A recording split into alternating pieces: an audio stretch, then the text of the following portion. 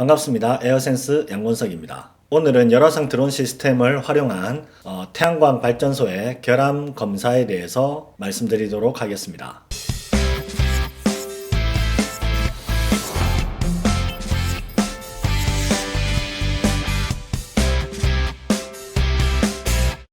사실 열화상 드론 시스템을 활용한 진단 사례가 굉장히 많지만 그 중에서 가장 많이 활용되고 있는 분야 중에 하나인 이 태양광 발전소 결함 검사에 대해서 한번 살펴보도록 하겠습니다. 이 열화상 카메라를 가지고 이런 태양광 발전소에 적용하는 부분은 꽤 오래 전부터 적용이 되곤 했습니다. 대부분의 이 발전 설비를 이렇게 점검하시는 분들은 이렇게 들고 다니는 핸드헬드 열화상 카메라를 보유하고 계시고 그런 열화상 카메라를 이용해서 점검에 유용하게 활용을 하고 있습니다. 하지만 최근 들어서 이런 드론 산업의 발전에 힘입어 열화상 카메라와 드론을 결합해서 보다 광범위한 넓은 지역을 검사하는 부분에 관심을 가지기 시작했습니다. 따라서 에어센스에도 굉장히 이런 태양광 발전소를 점검하는 부분에 대해서 많은 문의가 오고 그런 결함 검사의 방법에 대해서도 굉장히 궁금해하고 있습니다. 그래서 오늘은 간단하게 해외 사례 몇 군데를 한번 살펴보고 실제적으로 필드에서 적용을 할 수 있는 부분에 대해서 요약해서 설명을 드리도록 하겠습니다. 우선 올해 플리어하고 이 랩터맵이라는 곳에서 조인트 웹 세미나를 했는데요.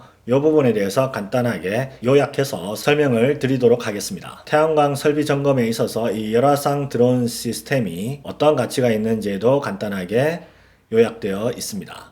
우선 비접촉으로 온도를 측정할 수 있는 부분과 날씨가 어두워도 볼 수 있고 어떤 안개나 이 연무 현상 속에서도 충분히 목표물을 볼 수가 있고 이런 온도 분해능도 50mK 굉장히 정밀하다는 굉장히 기본적인 설명이 되어 있습니다. 이런 태양광 셀은 굉장히 광범위하고 넓은 지역에 설치되어 있으며 기존에는 한 1년에 한두 번 정도 점검을 수행을 해왔고 시간이 굉장히 많이 걸리는 반면 정확도도 떨어지는 편이라고 되어 있습니다. 그리고 이런 열화상 드론 시스템으로 볼 수 있는 부분은 스트링, 패널, 셀 레벨의 결함 등을 확인할 수가 있습니다. 참고로 이 태양광에 쓰이는 용어를 간단하게 설명을 드리면 최소 단위인 셀이 모여서 모듈이 되고요. 이 모듈이 직렬 또는 병렬로 연결되어 있는 부분을 우리는 스트링이라고 표현을 하고요.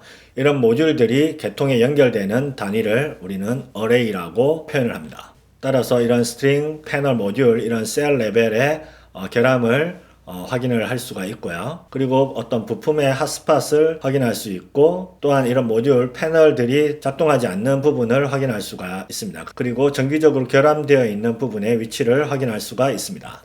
그리고 이런 비행 점검의 계획에 대해서 언급을 하고 있습니다. 어떻게 보면 이 웹 세미나에서 가장 당연하지만 중요한 부분이라고 할 수가 있는데요. 열화상 드론 시스템을 가지고 이 점검하는 분명하게 목적을 알고 계획을 수립을 해야 된다는 부분입니다. 어떻게 보면 굉장히 당연한 부분인데 많은 분들이 이런 목적에 대해서 좀 희박한 개념을 가지고 계시고 그리고 막연하게 이런 열화상 드론 시스템을 운영을 하면은 모든 이런 점검 방식이 과학적으로 변하고 모든 결함을 이렇게 찾아낼 수 있는 이런 만능적인 환상을 좀 가지고 계시는데요. 이런 열화상 드론 시스템은 결코 만능의 최첨단 드론 시스템이 아닙니다. 하지만 정확하게 목적을 파악하고 계획을 하고 활용을 한다면 태양광 시설 점검하는 데는 굉장히 효과적으로 사용할 수 있는 시스템임에는 분명한 것 같습니다. 점검 목적에 대해서 한번 살펴보면 루틴한 정기적인 운영과 메인터넌스인지 그리고 초기 예비 단계의 시운전인지 아니면은 사이트의 문제점 결함을 찾는 부분인지 또한 이 워런티 클레임의 일부인지 아니면 자산을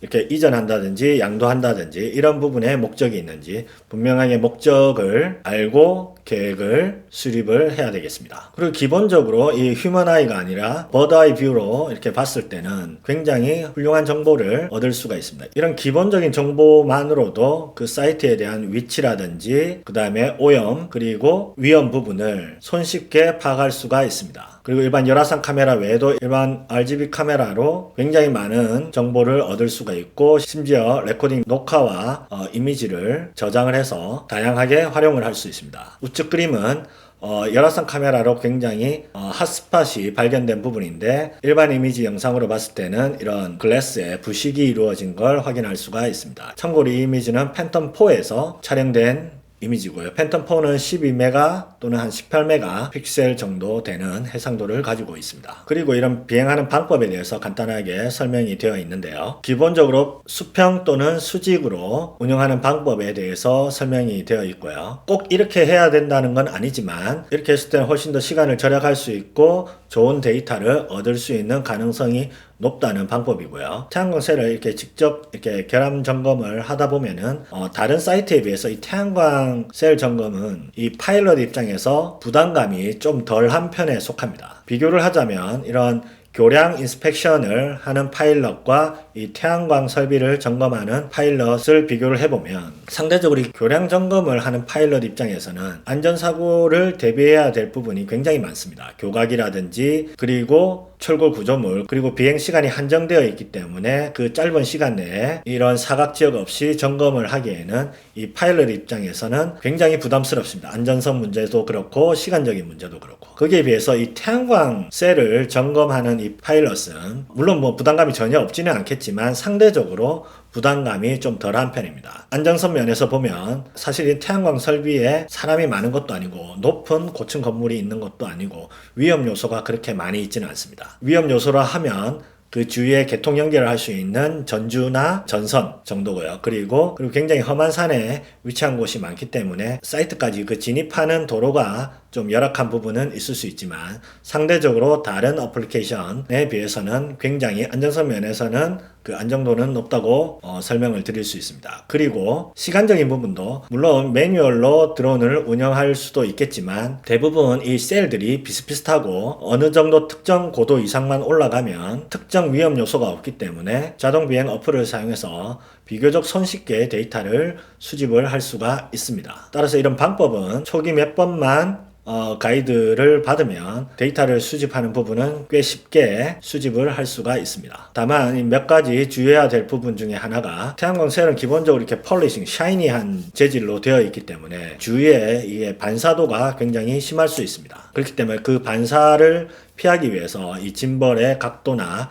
아니면 비행의 시간 그런 부분을 잘 고려를 하셔야 되고요. 그리고 이 모듈이나 어레이의 모양이 굉장히 유사하고 굉장히 넓은 장소에 노출되어 있기 때문에 차후에 정확하게 이 지오 태깅이 되지 않으면 정확한 위치를 파악하는데 어려움이 있을 수가 있습니다. 그 외에 파일 포맷 형식이나 이런 데이터 처리에 대해서는 뭐 기본적인 부분이 설명이 되어 있습니다. 그리고 어떻게 보면 이 마지막 단계의 보고서에 대한 부분도 언급되어 있습니다. 이런 보고서는 발전 소유자분들에게도 제공이 되고 그리고 이런 유지 관리하는 관리자에게도 제공이 되고 그리고 이런 분석하고 현장 기술자에게도 이런 보고서가 제공이 되어서 한눈에 일목요연하게 사이트를 파악할 수 있는 그런 보고서가 좋은 보고서라고 할 수 있습니다. 좋은 보고서는 기본적으로 결함이나 유형의 형태와 그리고 위치화가 요약이 되어 있어야 되며 그리고 결함 이미지에 대해서 간단한 열화상 분석이 이루어져야 되고 전체적인 사이트에 기본적인 정보를 포함을 하고 있어야 되겠습니다.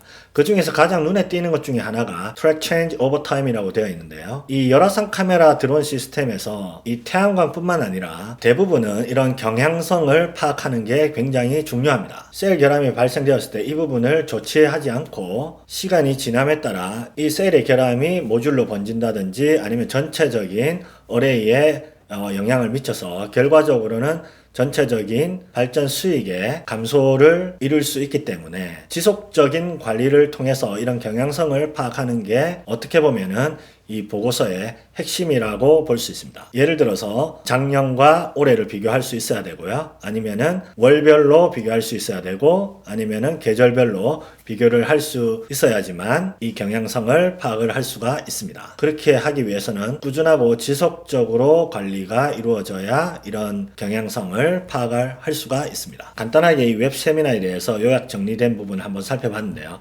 특별한 부분은 없었고 당연한 부분을 이렇게 쭉 나열하는 식의 웹 세미나였고 간혹 중요한 부분은 제가 강조해서 한번 언급을 드렸고요. 전체적으로 중요한 부분은 이 워크플로우를 이해하는 부분이 굉장히 중요합니다. 기본적으로 대부분의 이 드론 시스템 인스펙션에 있어서 대부분의 워크플로우는 유사한데요.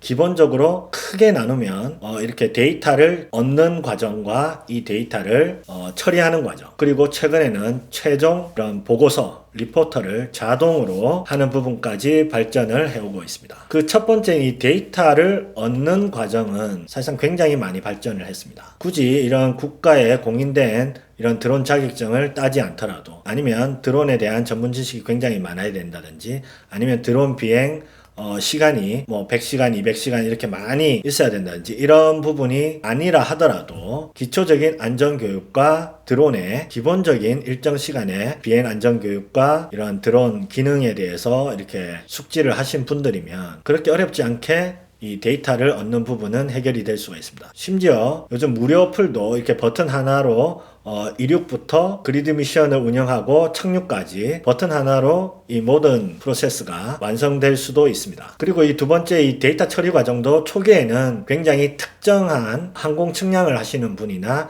아니면은 리모트 센싱 하시는 분들의 굉장히 제한된 분들만 이런 부분을 활용을 했는데, 요즘은 사실 이런 대학생들도 그렇게 어렵지 않게 다양한 서드파티 프로그램들을 목적에 맞게끔 활용하고 있습니다. 건설, 측량, 환경, 다양한 분야에서 그 분야에 맞는 그런 프로그램을 사용하고 있습니다. 예를 들어서 픽스4D, 포토스캔, 그리고 벤틀리 시스템 등 다양한 서드파티 프로그램, 데이터를 처리하는 프로그램들이 굉장히 다양하게 있기 때문에 쉽게 적용을 할 수 있습니다. 그리고 마지막 단계 이 보고서까지도 이런 소프트웨어, 머신러닝이나 인공지능을 통해서 사람의 개입을 최소화하려고 노력을 하고 있습니다. 대표적인 업체로 랩터맵이나 드론 디플로이, 그리고 덴마크 업체인 스코피토 등이 있습니다. 이 세 업체의 공통점은 클라우드 서비스를 기반으로 하고 있다는 부분이 이 세 업체의 공통점이라고 할 수가 있습니다. 실제적으로 제가 가입을 해서 한번 사용을 해봤는데요. 전용 웹브라우저가 있고요. 그 웹브라우저에 이 촬영된 이미지를 업로드를 시키면 20분, 30분 후에, 물론 이제 데이터 양에 따라서 좀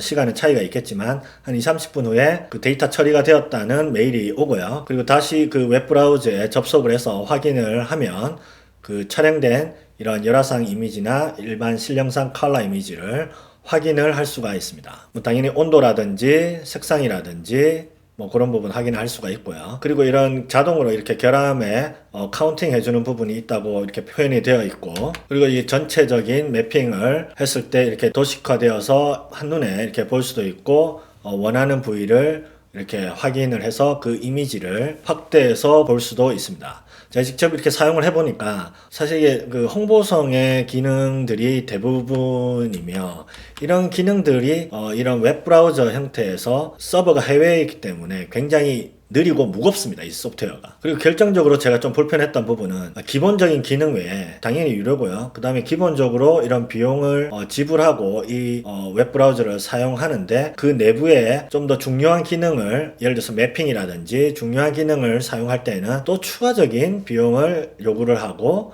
그리고 데이터 양, 어떻게 보면 뭐 당연할 수도 있지만 데이터가 뭐 200장 이상, 300장 이상이 되면 추가적인 비용을 요구하는 부분에서 좀 개념적으로는 좀 이해가 안 되고 좀 생소한 느낌이 많이 들었습니다. 이런 해외 소프트웨어 업체들이 이런 데이터를 가지고 클라우드 베이스의 이런 서비스를 몇몇 하고 있는데, 아직까지는 이런 프로모션 하는 내용에 비해서 실질적인 기능들은 아직까지는 조금 미약하다, 이렇게 표현을 할 수가 있고요. 그리고 이 전체적인 워크플로우에서 굳이 이런 데이터 처리하는 부분을 해외 서버에 의존하지 않더라도 직접 사용자가 그렇게 어렵지 않게 사용할 수 있기 때문에 아마 직접 처리를 하고, 다만 이제 앞으로 굉장히 이런 부분이 루틴화되고 빈번해지고 많아진다면 이런 소프트웨어의 도움을 받으면 훨씬 더 업무의 처리가 간소해지고, 최종적으로 이렇게 보고서까지 이렇게 깔끔하게 만약에 된다면 그런 소프트웨어는 굉장히 유용할 거라고 생각이 듭니다. 드론 산업이 발전하면 발전할수록 이런 워크플로우는 간소화되고 이렇게 쉬워지는 방향으로 가는 게 맞는 것 같습니다. 정리를 하자면 이런 비행 목적을 정확하게 파악을 하고 그 목적에 따라서 간단한 비행 계획을 수립을 해야 되겠습니다. 우선 전체적인 태양광 발전 사이트에 대한 고려를 해야 되고, 비행 경로,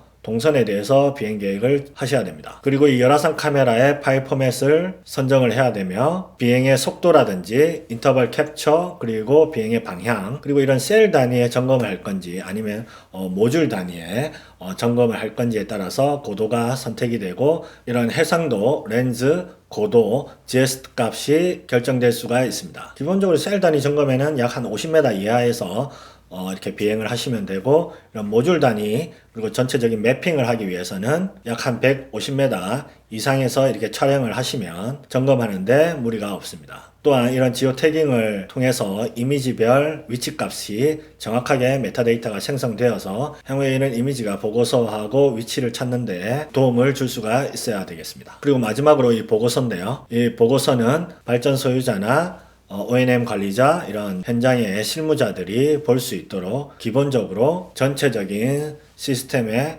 전경이라든지 위험 요소라든지 다양하게 그 보고서에는 그런 부분이 담겨 있어야 되고, 결함의 유형이나 종류, 그리고 그 결함의 전체적인 수, 결함을 분석했을 때 반사나 다른 용도가 아닌지, 이런 열화상 분석 프로그램을 통해서 분석된 내용이 이 보고서에는 첨부가 되고, 가장 이 보고서의 중요한 부분은 향후에 이런 점검을 통해서 데이터가 축적이 되고, 이런 축적된 데이터를 기반으로 발전 수익과 어떠한 상관관계가 있는지 파악이 되고, 그렇게 되었을 때 이런 발전 소유자나 이런 유지관리업체 아니면 시공업체들도 그런 데이터를 가지고 향후 정확한 판단을 할 때 기초 자료로 삼아야 되겠습니다. 제가 지금까지 쭉 말씀드린 부분을 결론을 한 장에 이렇게 표현을 했는데요. 정확하게 비행 목적을 인식을 하고, 그리고 그 목적에 맞는 계획을 수립하고, 그 계획에 따라서 비행을 하고, 그 수집된 데이터를 가지고 필요한 분석이나 영상 처리를 한 이후에 최종적으로 이렇게 보고서화해서 이 경향성을 파악할 수 있다면 전체적인 프로세스 워크플로우가 이루어졌다고 말씀을 드릴 수 있습니다. 오늘 간단하게 이런 열화상 드론 시스템을 활용한 태양광 발전소의 결함 부분 한번 살펴봤는데요. 태양광 발전을 이렇게 점검하시는 분들은 대부분 기존에 들고 다니는 핸드헬드 열화상 카메라를 사용하고 있기 때문에 이 부분에 이런 필요성이라든지 유용한 부분을 누구보다도 잘 알고 있습니다. 그렇기 때문에 열화상 드론 시스템도 이 점검하는 부분에 굉장히 유용하다는 부분까지도 어느 정도 인지를 하고 있습니다. 그리고 이런 자동 비행 어플이나 이런 데이터 처리 프로그램, 그리고 최근에는 인공지능이나 이 보고서까지 심지어 이렇게 자동으로 하는 그런 서비스까지 활발하게 이렇게 개발이 되고 있는 추세인 것 같습니다. 해외에 비해서 국내는 굉장히 대단위의 발전 설비들은 많지는 않지만, 최근 저희 회사에 문의를 오는 것 보면 수메가가 아니라 한 수십 메가의 발전 설비를 운영하는 부분에 이런 열화상 드론 시스템을 고려를 하고 있습니다. 그리고 어떤 특정 제품이나 어떤 특정 프로그램에 의존하기보다는 가볍게 데이터를 수집해보고 그 데이터를 가볍게 처리해보시고, 그리고 나름대로의 심플한 보고서를 작성할 수만 있다면 굳이 이런 특정 소프트웨어에 의존할 필요는 없을 것 같습니다. 그리고 또 이런 소프트웨어들이 향후 이런 실제적으로 유용하다고 판단이 되었을 때는 그런 소프트웨어들을 활용하면 되기 때문에 현재 활용할 수 있는 툴만 가지고서도 충분히 운영을 할 수 있을 거라고 생각이 됩니다. 감사합니다. 오늘 여기까지 하겠습니다.